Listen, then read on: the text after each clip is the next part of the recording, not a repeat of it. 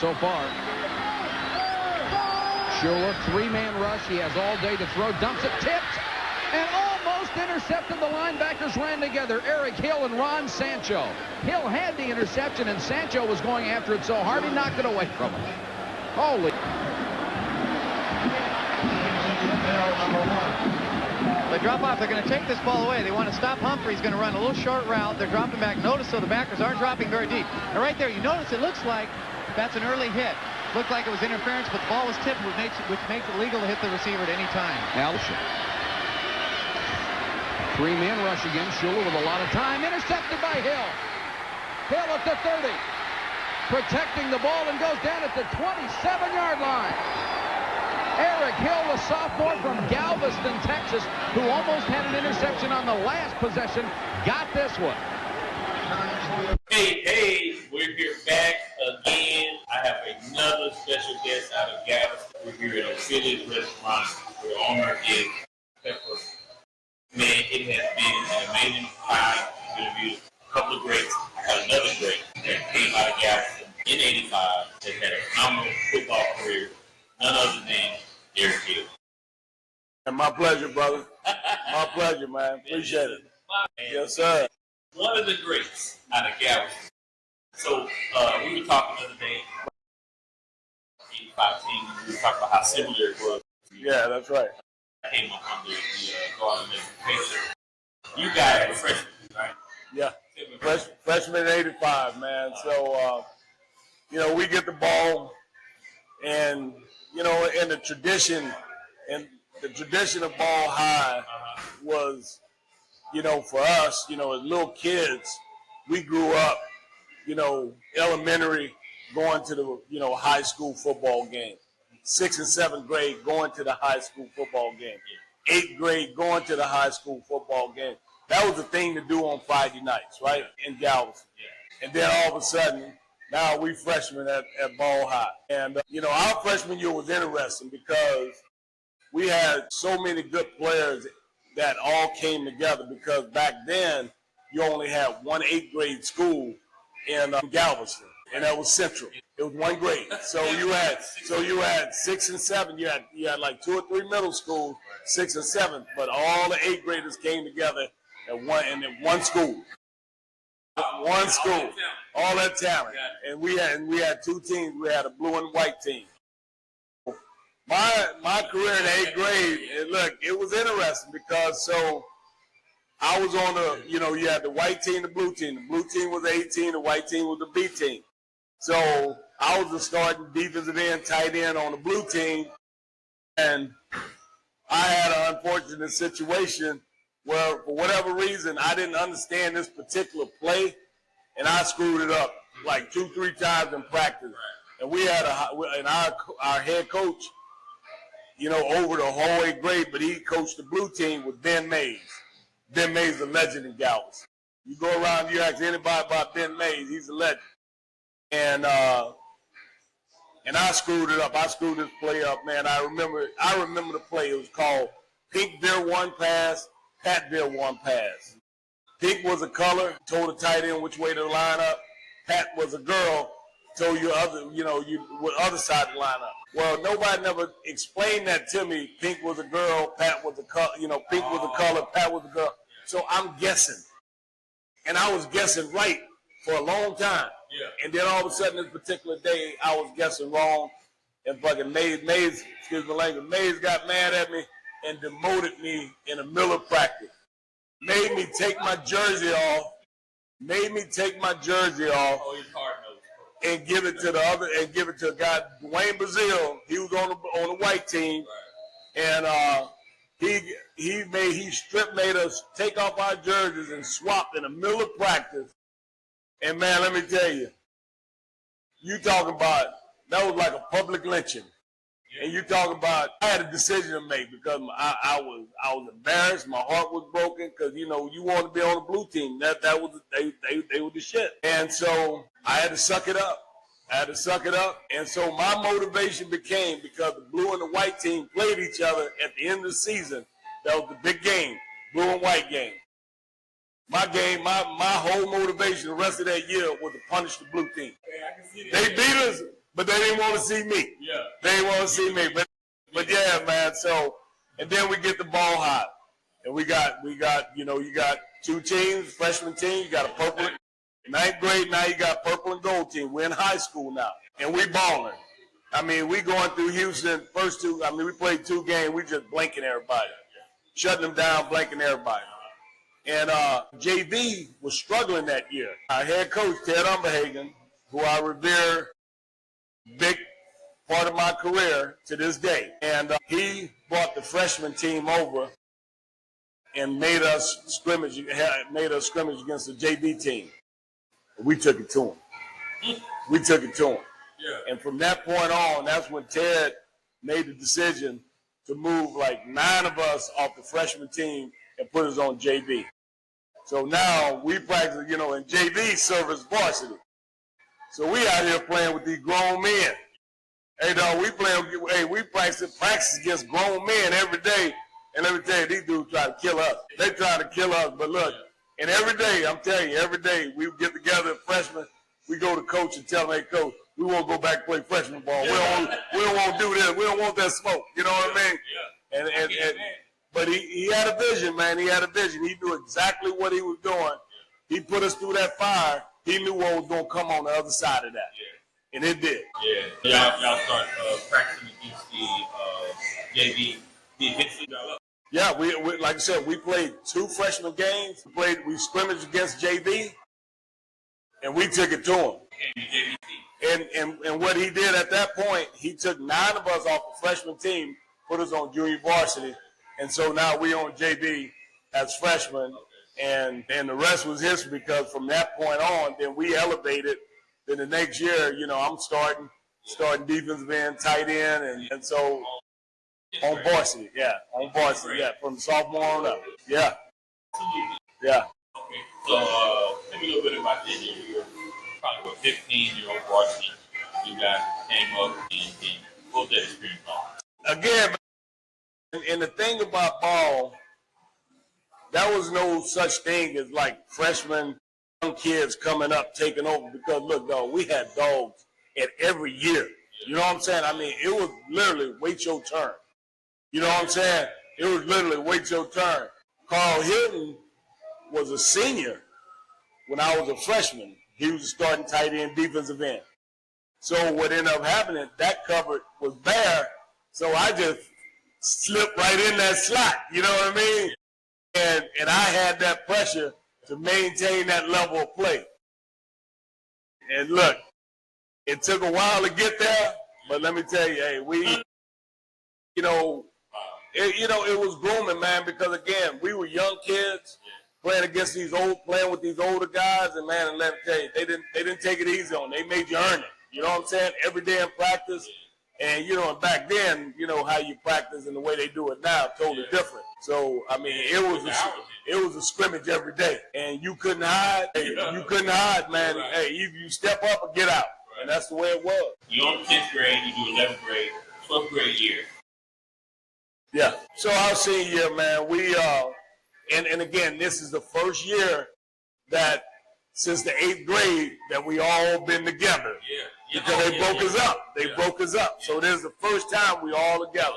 And now, man, we all seniors. You know what I'm saying, man? And we ranked, you know, top 5 in the state. We had talent, man.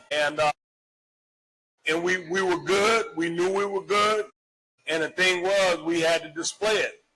And I remember we opened the year up playing against 2 of the top teams in the state, Beaumont Westbrook and then Bryan College Station. We started the season off 0-2. 0-2. 2 knockdown, drag-out games, but we lost. And we were 0-2. And at that point, that's when Ted Umberhagen, our head coach, he laid it down on us. He said, hey, this ain't about to happen.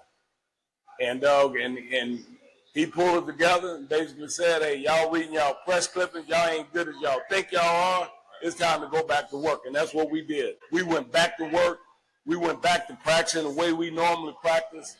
And then all of a sudden, man, we started district and we turned it up. We went through district that year. I mean, blinked the district. Blanked them. I'm talking about shutouts, teams barely scoring. I mean, our arch nemesis, Lamar, Laporte, Dickinson, the teams that would just drag us up and down the field all day long, year in and year out. Dude, they ain't no competition. Yeah. So we took over, man. We took over. Y'all go on to, it's kind of like y'all needed that. Yeah. It was a wake-up call. It was a wake-up call. Yeah, we needed that. So the playoff run, man, I remember I think we go play the team Pasadena Adobe or whatever. So we go there and we on the road playing them. I mean, again, we were primed, we were ready. Even a contest. Playoff game wasn't even a contest. Blanked them. Go to the next playoff game, trying to think who that was. But you play like two or three games before you get to the dome. Yeah. Before you get to the dome.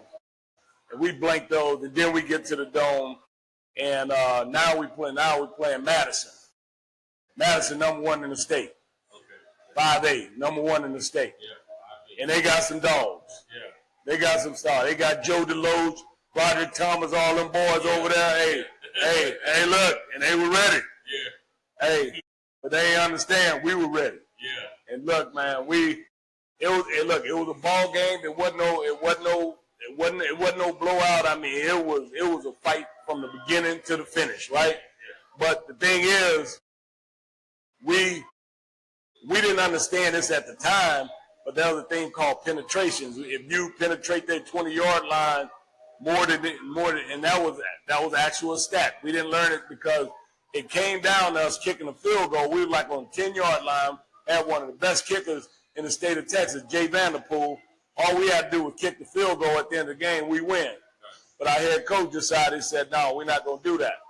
But we not understanding, nobody talked to us about penetration, so we don't understand. We're thinking like, shit, he going to let the clock run out, we're going to go into overtime. And so what, unbeknownst to us, we let the clock run out, we think we about to go in overtime. And the coach, and we walking on the field, I had everybody walking on the field, coach like, we won. We out-penetrated them. And that's how we end up winning that game. That's how we end up winning that game in penetrations, man. And look, to this day, we hate it went down like that because we still got to listen to these boys. But a win's a win, and but we outperformed in that day, and we moving on to the next level, though. Yeah. Aspect of the game. So that year ends, you had a great run. That year ends. How many college recruits did you guys have coming out that year? Man, from that one team, and if I remember correctly, we had like 17 guys get scholarships. And I think out of the 17, I think we had like 8 or 9 D1 guys. Yeah. Wow, out of the D1. Yeah. On that team that year, we had 5 guys playing the league. So you finished there. Where you go to college? So I go to LSU. I went to LSU. I'm a Tiger baby. And really my recruiting really came down to LSU in Oklahoma. And I'd actually committed to go to University of Oklahoma. And Barry Switzer, man, let me tell you, he's the best salesman in the world. And what was really important to me when I visited Oklahoma twice was the entire starting defense at Oklahoma was from the state of Texas. That was the draw. That was the draw. And when I talked to the guys, Bosworth and those boys, all, hey, and that's all they talked about. No, Texas, that's how we do it here. You know what I mean? Right. And that was real over there because Oklahoma, majority of their roster was from the state of Texas, And so, I told, I committed that I was going to, but I announced my commitment, my verbal commitment to go to Oklahoma. But I had one more visit to go to LSU, and I didn't want to go there. I didn't want to take the visit. Came home, told my head coach, and you got to understand, Ted Overhagen is a man of honor. Man fought in the Vietnam War, and the one thing he always tell me, he said, son, if you ain't got, he said, man without his word is nothing. And he say, you told that man, you told Bill Lonsberger, who was the head coach at LSU at the time, you told that man you was going to visit his school. He say, if you don't honor your word, then I missed it on you. So he basically shamed me into going to LSU. Yeah. So I went to LSU reluctantly. And when I got there, like I said, I don't know if Ted must have called and said, hey, y'all got one shot at this kid. Y'all better sell him on whatever it is. Y'all better show him how he's going to fit it, how he's going to fit, how y'all could get him to his dreams or whatever it is. And, man, I went to LSU. I had a great visit. And, man, when I came back, I was confused. I was confused because I just had a great visit, but then Oklahoma was right there. And, look, and so the last 3 days of recruiting, Coach Umberhagen put me and my mom in a hotel because scouts was coming from everywhere. Every school I visited, SMU, A&M, Notre Dame, UCLA. I mean, everybody was just back then, you had a lot of rules. They just popping up. So he put us in a hotel so they couldn't just pop up at the house. Then all of a sudden I get to school, they right there. Yeah. They right there. Then all of a sudden, I mean, really it wasn't until signing date that everybody knew what I was doing. And then I showed up, and me and my mom, we sat in there, we played, we talked about it, and I decided, I said, Mom, because what LSU did with me was a little different from what everybody else had did. They had mapped out, this is how we see you, this is how we want to play you, and this is going to be your progress. And when they did that, man, they gave me a roadmap. And Bill Lonsberger, just like Ted Umberhagen, very instrumental in my career, and they paved the way for me to move on to bigger and better things. No doubt. Yeah. So my freshman year, it was awesome, man. So I get there, I'm having a hell of a freshman camp. Moving up on the depth chart. And I remember Bill Lonsberger told me, he said, son, if you're not starting by game 6 as a freshman, I missed it on you. And that was before we started training camp. I worked my way all on the depth chart where I done balled out, and he told me, he said, son, I'm going to give you the opportunity to start this last scrimmage. But he told me, he said, I don't think you're ready. He said, but you've earned the right to do that. And so, look, me out there, man, and let me tell you, I crashed and burned, brother. He threw everything but the kitchen sink. You got to understand, Bill Lonsberger came from the pros. You know, Bill Lonsberger was the defensive coordinator for Miami when they went undefeated. You know what I'm saying? He was DC, and then he became head coach of the New York Giants after that. Bill ran a pro system, a lot of checks and balances. It was a lot to take in, and it was a lot to put out. Man, and so when you go in training camp, you installing, you'll install this coverage, and that's what y'all do all day. Then next day you do another coverage. But then all of a sudden, then it all comes together. But they give you little bits and pieces, but then his last scrimmage, he threw the whole playbook. Dude, I wasn't ready for that. I remember, I made so many mental errors. I remember, I was damn near crying. Probably was crying. I had tears in my eyes because I knew I'd messed up that bad. And Bill came to me and said, son, look, he said, I knew you wasn't ready. He said, but physically, you were my best talent at linebacker right now. And he got 2 All-Americans on the team. He said, physically, physically you could play with anybody. He said, but you got to catch up in the playbook. He said, if you're not, and he said it again, you're not starting by game 6, I missed it on you. I was starting by game 5. Put your head down. Hey, with the work, man, but they played me. They played me in situations. I mean, I played every game. I played a lot of special teams, but I played in every game. I mean, and not just garbage time. It'd be second series.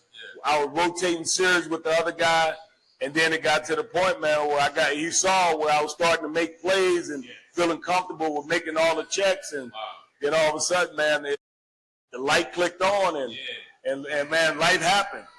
Yeah. Who did y'all play against? Who was the first game I started against? Yeah, but I'm going to pull it out. I think the first game that I probably started against was probably like Ole Miss. Okay. So we was in the conference. Ole Miss on the road. And Matter of fact, they ended up beating us that game. Yeah, we lost to Ole Miss. As a matter of fact, we ended up going like 9-2 in a regular season, and we lost to Ole Miss, and I think we lost to University of Florida. And then we ended up playing Baylor in the Liberty Bowl. And in Memphis. Played in Memphis in the Liberty Bowl, and we ended up, matter of fact, it was so cold, boy, I'm telling you, it was freezing. It was like 0 degrees in Memphis, Tennessee. Yeah. And we wasn't, they wasn't using, nobody was using that coat, but at the end of the day, look, I remember, Bill Osberg came to us and he apologized to us because we had a chance either go play in Hawaii or play in the Liberty Bowl. Right. And for whatever reason, we went to the Liberty Bowl, and he apologized. He said, y'all ain't used to playing these conditions, and that was it. Yeah. And wow. So overall, what do you take away from your college? Man, let me tell you. First of all, LSU was probably one of the best decisions I made as a young person, and it was the right situation for me. I had a head coach and a guy like Bill Osberger who my high school head coach, and I credit him to this because Ted basically told him, he said, you have to understand the type of kid that Eric is. And he told me, and so Ted and I had talks over years, and we still close to this day. And I would ask him all the time, I'm like, Coach, what you tell this guy? Because he would ride me, like a Brahma bull. He wouldn't let up. And I'm like, Coach, what you tell this guy? Because I know how Ted was. That's the way he was with me from a freshman to a senior. He would ride me. And I was like, Coach, what you tell him? And I would tell him all the time. I'd say, Coach, we don't lie to each other. And he said, son, I told him, hey, Eric is the kind of kid. He said, Coach, if you let up off of him, put on your skates, because he's going to run all over you. He said, but if you let him know who's boss from the beginning, he's going to respect you, and he's going to work hard for you. And that's what Bill Osberger did, and he had that pedigree to do it. I respected it, and man, and let me tell you, he helped me get to the next level. You had a great collegiate career. Yeah. Finish the season. Yeah. So draft comes up. Yeah.